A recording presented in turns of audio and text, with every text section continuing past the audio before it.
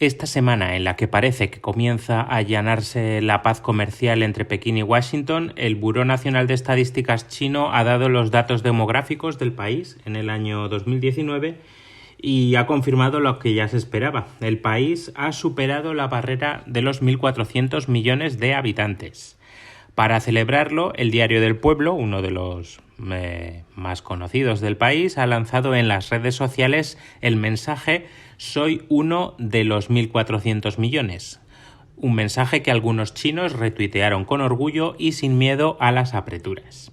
Bueno, en realidad el lema sería «Soy uno de los 14 yis», porque los chinos tienen una peculiar forma de agrupar los grandes números y un yi son 10.000 10.000, es decir, 100 millones. Y 14 yis o 14 cientos de millones es lo mismo que 1.400 millones. No sé si me explico. Si esto os parece lioso, esto es muy lioso, incluso en las traducciones al mandarín o desde el mandarín de grandes números, hasta los intérpretes más duchos se equivocan con frecuencia. Tened además en cuenta que en chino tanto 1 como 100 millones se dice yi, pero en distinto tono. 1 es yi, primer tono, y 100 millones es yi, cuarto tono. Así que afinad bien el oído cuando vayáis de compras. En fin, volviendo a lo de los 1.400 millones, recuerdo que la primera vez en mi vida que consulté en un atlas la población de China, a principios de los 80, porque a mí me encanta mirar mapas desde muy niño, el cuadro de información sobre ese país, que suele aparecer con la bandera, el área, la capital, etc., indicaba que aún no se había llegado a los 1.000 millones de habitantes, que se estaba en los 900 y pico. Al llegar yo a China en 2001, el país tenía 1.200 millones y pico de habitantes. Y allá por 2005 recuerdo muy bien las noticias que anunciaron cómo se alcanzaban los 1.300 millones.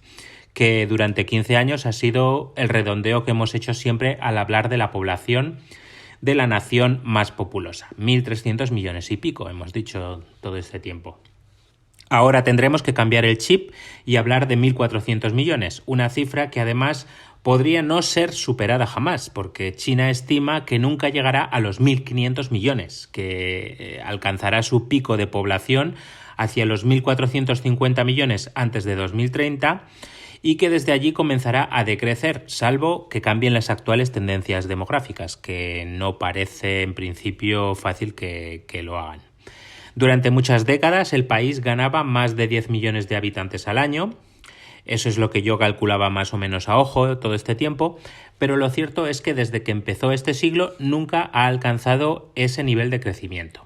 Este más bien se movió entre los 6 y los 8 millones de habitantes nuevos por año en la primera década, luego entre los 5 y los 7 millones más en la actual, con cierta recuperación cuando China eliminó progresivamente la política del hijo único a mediados de la década de los 10, pero este efecto no ha sido muy duradero.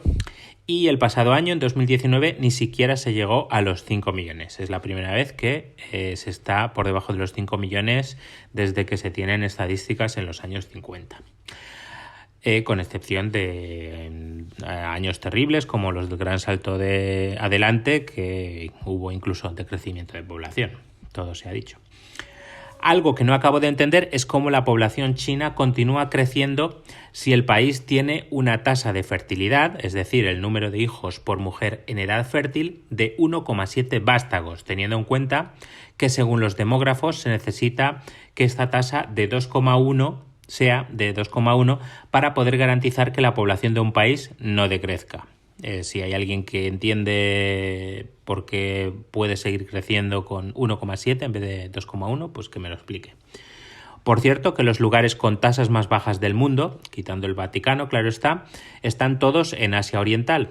Los que peor lo llevan son Hong Kong y Corea del Sur, con 1,1 hijos por mujer en edad fértil, y le siguen Macao y Singapur con 1,2. Por cierto, que el siguiente país del mundo con menos hijos por mujer es España.